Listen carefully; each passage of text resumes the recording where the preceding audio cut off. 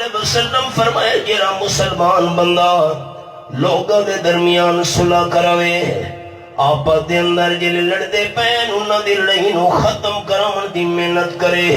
صلح کرامن والا بندہ جس ویلے دوہاں پارٹیاں نال گل بات کرے دے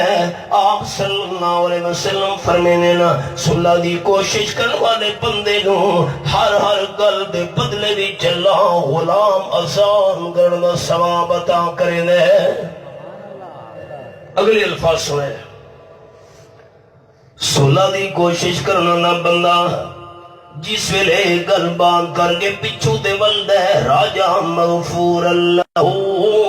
او کما قال النبی صلی اللہ علیہ وسلم. صلح تھئی یا نہیں تھئی جرے بندے نے کوشش کی دیئے آپ صلی اللہ علیہ وسلم فرما گئے اللہ صلح دی کوشش کرنے والے بندے دے جس ویلے پچھو دے ولدے اللہ سارے گناہ معاف کر چھڑے دے. حدیث پاک دے لفظ